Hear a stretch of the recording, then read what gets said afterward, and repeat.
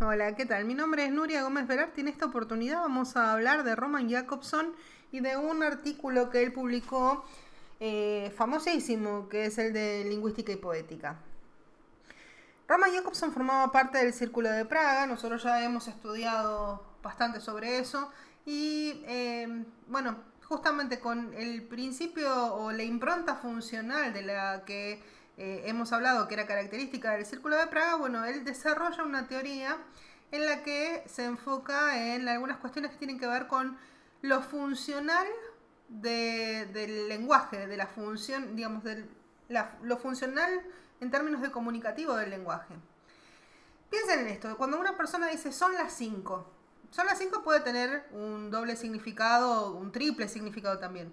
Puede ser que uno diga son las 5 para decir que, qué sé yo, es determinada hora, pero también podemos decir son las 5 en términos de estamos llegando tarde o al contrario, que es temprano.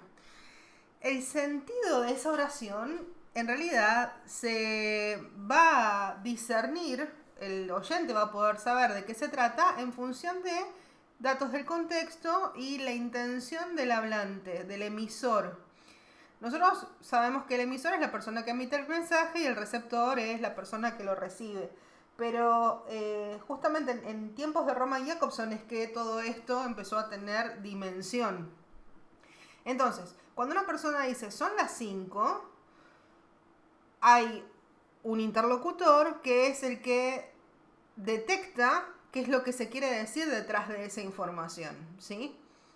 Ya les digo, puede ser un tono de recriminación, puede ser un tono de información, puede ser un tono de, qué sé yo, de preocupación. Todo eso está en son las 5. Entonces, si cada mensaje tiene tantas variantes de interpretación, eso para nosotros es un problema. Las funciones del lenguaje habían sido estudiadas ya previamente por otro lingüista, él es Carl Bühler, y bueno, justamente él consideraba que el peso de la comunicación recae sobre tres elementos constitutivos de la comunicación. El hablante, que sería el emisor, el oyente, que sería el receptor, y el mensaje. Entonces, en función de esos tres elementos podíamos detectar cuál era la función del mensaje, de la intención del hablante y bueno, ya con eso para Bühler estaba dada toda la posibilidad de análisis. Para Roman Jakobson esto era insuficiente. Él detectó que son 6 los elementos que afectan a la comunicación y que la clave de todo esto está en el vínculo que se da entre el mensaje y algunos rasgos contextuales, ¿sí? Entonces, no tiene que ver con el emisor, tampoco tiene que ver con el receptor, ¿sí? El secreto de todo esto está en cómo se vincula el mensaje con los datos contextuales, ¿sí?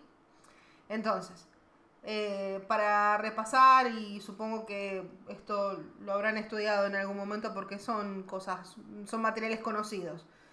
Nosotros vamos a tener siempre un hablante, que va a ser el emisor, un oyente que va a ser el receptor, un mensaje que es aquello que se quiere comunicar, ¿sí? Que se da en un determinado código, ¿sí? A través de un canal, ¿sí? En un contexto determinado, y siempre ese mensaje refiere a algo específico. Entonces, las funciones del lenguaje son 6.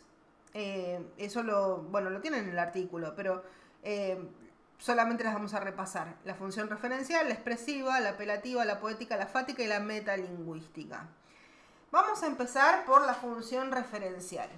Cuando el mensaje que se está dando se vincula directamente con el contenido de la información, es decir, está orientado a la cuestión del contexto y por lo general el peso de todo lo que se quiere comunicar recae sobre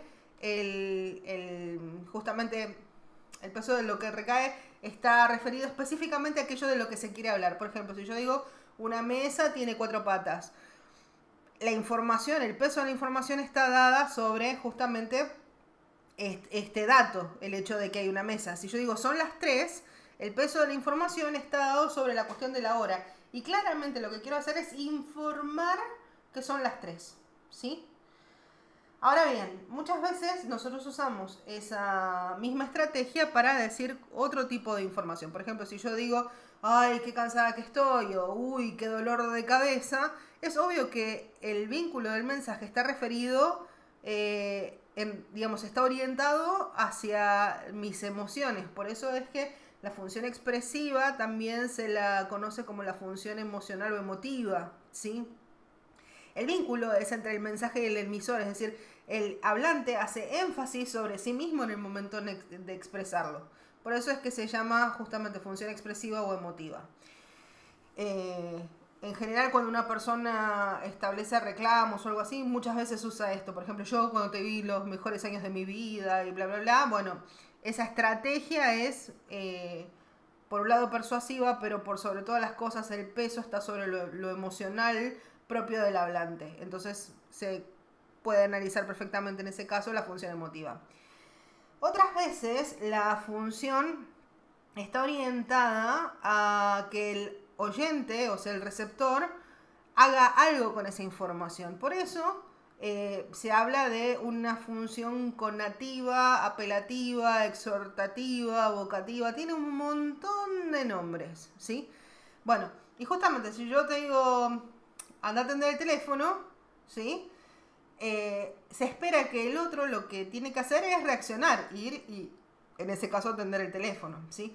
Nosotros vamos a ver que muchas publicidades están basadas en esta función.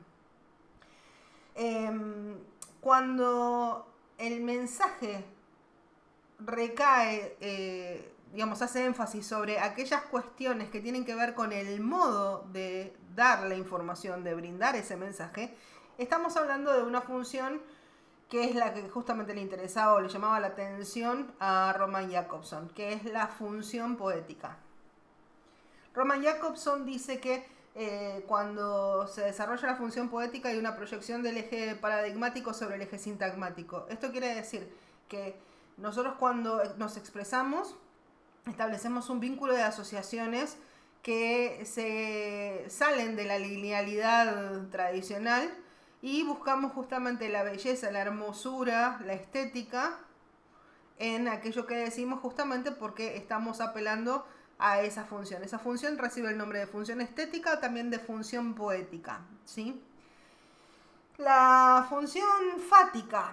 La función fática recae sobre el canal, o sea, el vínculo está sobre el mensaje en relación con el canal. Por ejemplo, cuando suena el teléfono, lo primero que uno dice es hola.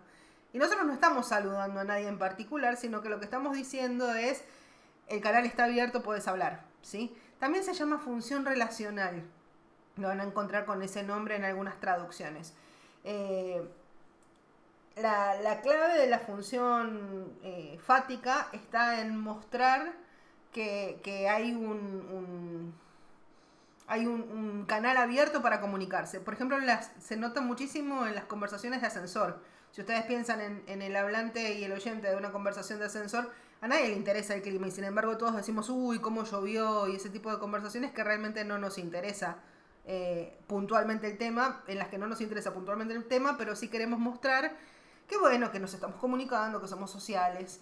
La función metalingüística. La función metalingüística da cuenta sobre cuestiones que tienen que ver con el código, ¿sí? Con el lenguaje en cuanto a cómo se utiliza. Por ejemplo, yo puedo decir del semáforo que cuando la luz está roja hay que detenerse, ¿sí? Bueno, ahí lo que estoy mostrando es justamente una función metalingüística. Si yo digo Pedro tiene 5 letras, lo que quiero mostrar es que, bueno, que en esa comunicación, digamos, en ese mensaje hay una descripción sobre el nombre Pedro. Bueno, esto es todo por ahora. Les dejo el texto para leer y unas actividades para completar.